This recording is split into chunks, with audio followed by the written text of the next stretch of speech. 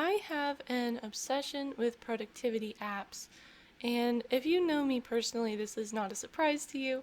I have an obsession with everything productivity, really, but today I want to do a review for an app I've been enjoying recently. It's called Edison Calendar, but when you install it, it's just called Edison, so that's what I'm going to refer to it as. Its listing on the Google Play Store is simple and enticing.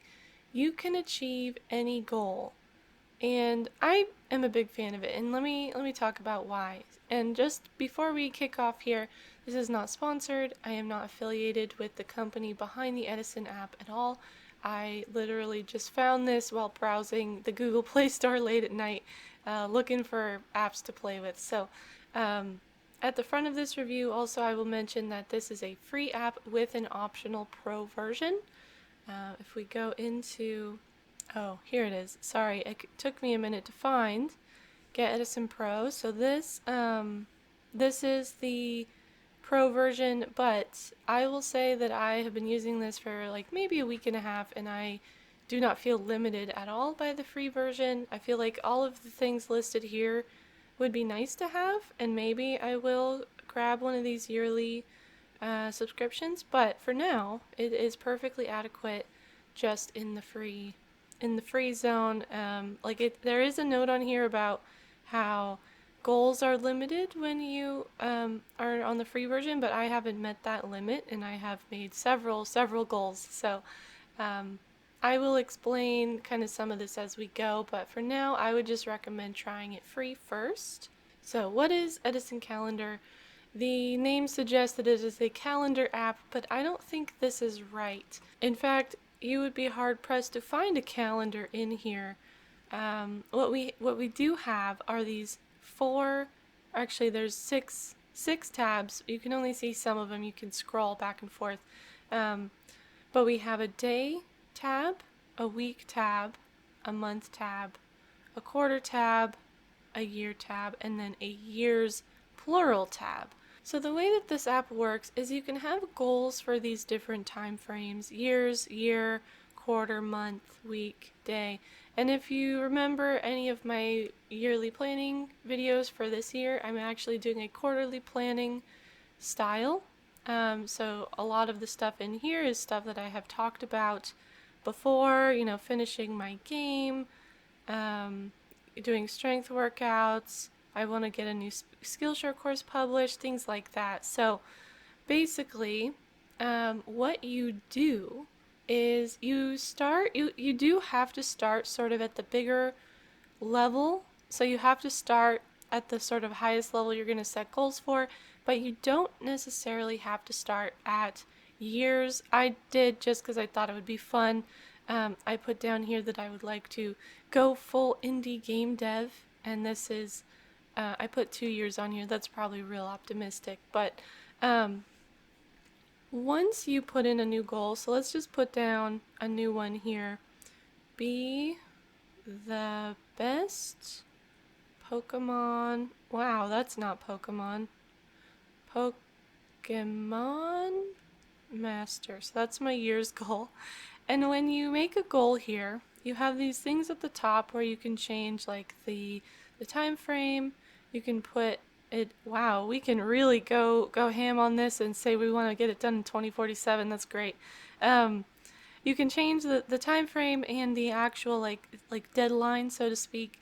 And then you have this below sub goals. And this is really the beautiful part of the Edison app, which is that, like, let's say I do 2022 to 2025. So we have, what's that, like 4 years. And when I click this add sub goals, we get this little pop-up. We can change the color. I wish, this is a feature request I wish for desperately. I wish the subtasks would take the color of the parent task. I don't know why it doesn't. It makes me crazy. But anyway, so right now we have selected 2022, the first year in this segment or time frame. And let's just say first I want to like build a team. I'm just making stuff up. build a team. Now when I click this little send button to say I have created this, it goes automatically to the next time frame. So in this way, as you're building your goals, you can do them in order and sort of break them down for each like sub time frame as you go. And all of this is happening in one screen. All of it is very sort of easy. It leads seamlessly into the next one. So let's say build a team is first, and then like challenge a gym. I was gonna put gym master, gym leader. I cannot type. There we go. And then I don't know if I'm gonna go through all of these, but beat the, I guess best works. Best the Elite Four. Do they still have the Elite Four in like new Pokemon? It's been a while since I played. I would love to play the new one, and I'm probably going to. So best the Elite Four. I'm just gonna not do that last one. So now we can see we have sub goals for 2022, 2023, 2024. We can save. We can see them. If I go here, there it is. And another cool thing is if I go in here, I can just do the same thing all the way down. This is both the beautiful thing about Edison and also the kind of tedious thing, is that if you do start at years, you have to go all the way down to really break down your goals into something you can manage. So I think it's good. That's a way to encourage people to think about, if I want to do this, then what do I need to do this quarter? What do I need to do this month? What do I need to do this week? But if you start all the way at the top, you just have a lot of thinking to do, a lot of goals to break down, and I think that can be somewhat intimidating. So I would recommend taking this slow, go at your own pace. I am actually going to skip a few steps just to demonstrate. So I'm going to have the week here. I'm going to say this week for my Pokemon goal, I'm going to, let's see, catch 8 Pokemon. I don't know. How many is a normal amount? Oh, there we go. The swipe worked. So I'm going to do that. And then we have the daily thing. And so this all just works the same, but this allows you to plug in your individual tasks on a timeline when it's at the day level. So if maybe Monday, I want to spend 30 minutes training. Yeah, this means nothing. So the thing that Edison doesn't do, that is, it's a thing that you just have to do when you're setting goals, when you're working on projects, is that it doesn't break it down for you. So all it can really do is prompt you, help you think about, the time that you actually have to complete this goal. It's not perfect, but I think the framework here can be really powerful. So like, if I put this on Monday, let's do that. Let's pretend I put goals for each day. And I would recommend, this is just a personal recommendation, it's not a feature of the app, but I would recommend making your day goals. As you can see here, some of them I've followed this rule, but like make them something you can reasonably complete, even if like the task itself takes longer than you expect. So here I have mock-up game HUD. That is not a good example of this because that's something that is going to take a certain amount of time that I may not be able to get done in one day. But for example, like writing session, I can spend 30 minutes doing some writing, and then I can check that off and it's done. And if we go in here, we can look. Can we look? Okay, another feature request. I would love to be able to see which parent goal this is part of by clicking on it, but it doesn't look like I can. I haven't actually noticed that. That is another way that the color coding is useful, but I can see here it is, writing session. It's part of this Medium post publishing goal for the week. I would highly recommend making sure that your daily tasks are small enough so you can actually complete them within the time frame that they're assigned to realistically. Like sometimes you're going to need to reschedule things, but that was one of the things that the pro version does that the free version does not, is that it allows you to do this sort of cascading reschedule. So like if I have one of these month goals, I have, sub goals on this one. If I need to move this whole goal um, into a different month, that is something that I cannot do from the free version. So this should yell at me if I try to do this. Yeah, rescheduling a goal which has sub goals is a pro feature. So the sort of power user stuff, the things for people who are obviously using this on a regular basis and doing these sort of higher level things, that is what the pro version is for. But what I wanted to show you next was, okay, I got confused about where it went. I put it on Monday, and I was thinking it would be tomorrow Monday, but actually it was last Monday. So let's put this on spend 30 minutes training. Good. Okay, now I've got it on the right day. Let's go to Monday.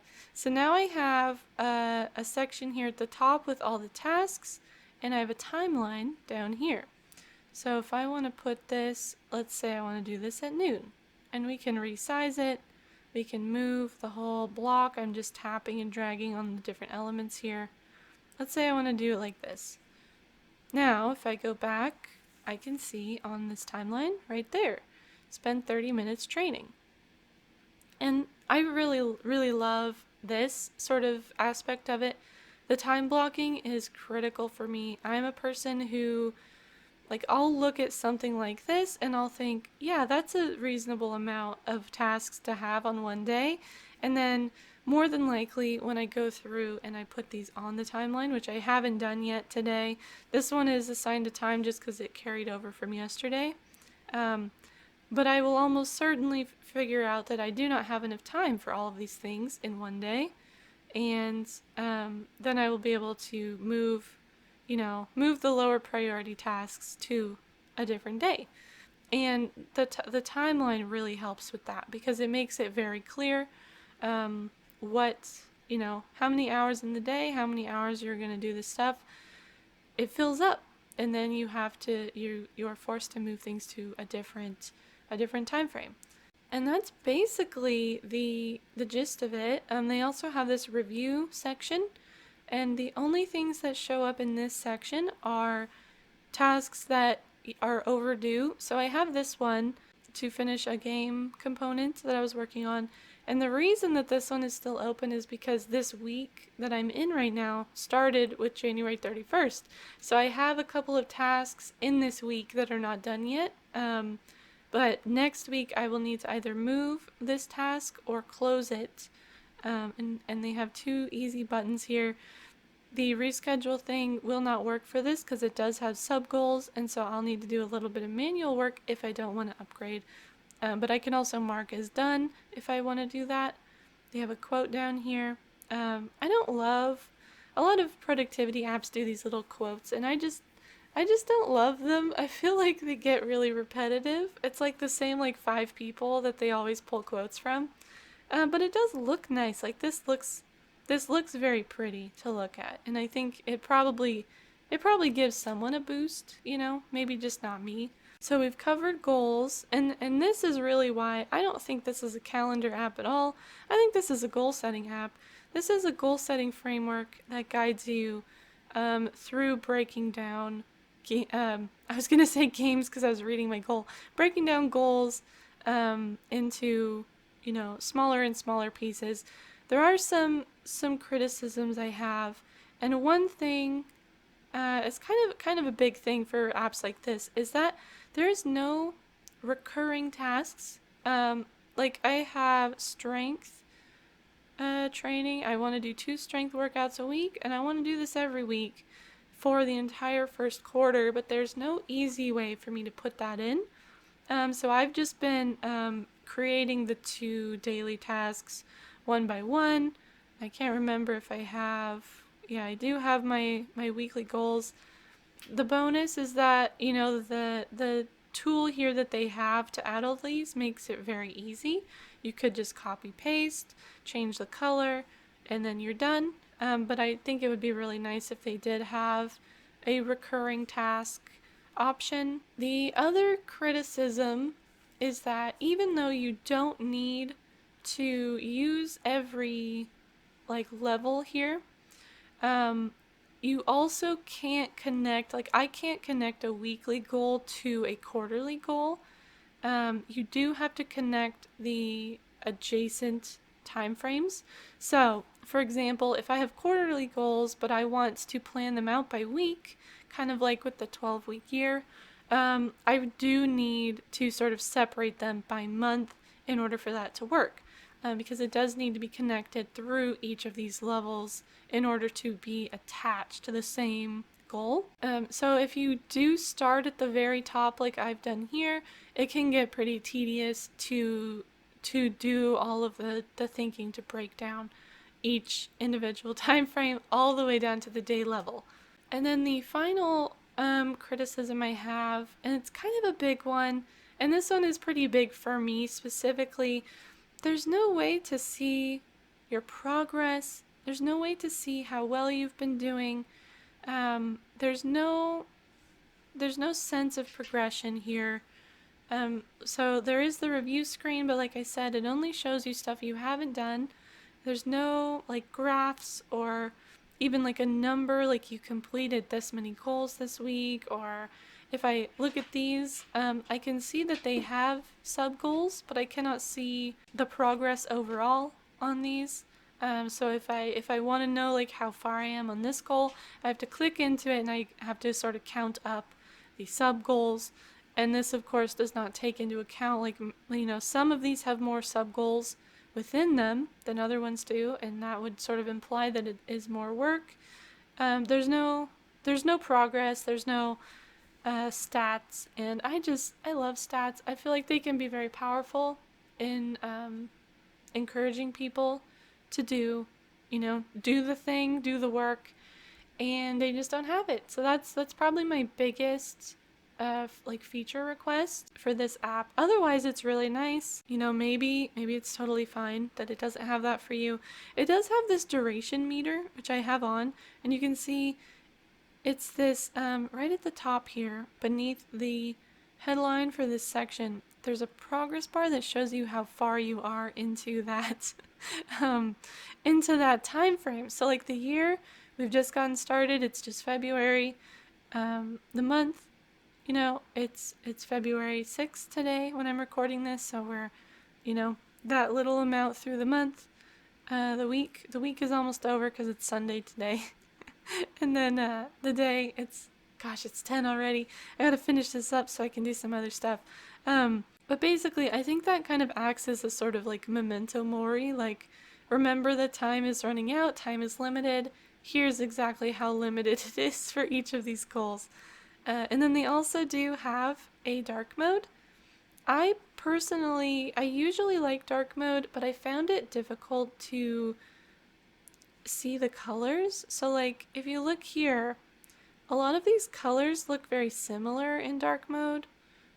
I don't know if that's just me, but for this one I just feel better in light mode, but it does have dark mode. You can also have it based on your system settings. Whoops, I just clicked the same one. Okay, but I like the dark mode. And then finally, there is also a web app. I don't have that one handy for this video, but it's just like this, except it's bigger. Of course, you can view up to 3 of these columns in one screen. So if you're someone who likes to work on a bigger sort of canvas, that can be really nice for you. All things considered, I've been enjoying Edison. You can see I've put a lot in here. I've finished a lot of stuff. I've just been using it for a couple weeks, and I don't know how long I'll keep using it. I might just fall off because I do have my journal and things to keep track of this stuff. But I think it's really nice to go through the breakdown process, to really consider your capacity for each day. It just can be really nice. And I've just thought of another feature request I have, which is that if I go to a week view, I cannot easily see what I've assigned to each day of the week. Um, if I want to know sort of how evenly I've distributed my tasks, I would have to click through each day and just sort of look that way. I would love to just see, like, maybe a horizontal view, a landscape view that I can scroll through, or even just a list that I can scroll through that shows all the sub goals on each day, just so I know in advance that I'm not putting like everything on Saturday like I've been doing. Um, okay, I think for real that's my last comment. I would recommend trying it out, especially if you need to go through this breakdown process, if that's the part of goal setting that you have trouble with, is getting your big goals into small enough chunks that they feel like you can accomplish them, I would recommend picking this up. Like I said, it's free. It does have a pro version. I don't currently have that pro version, but it seems worth the value given, the yearly subscription is fairly cheap. So yeah, that's the review of the Edison app. Please leave a comment if you have any questions that you think I might be able to answer. I have noticed that the team for this app is very active in their review section on Google Play, and they do have this, they have several contact options here.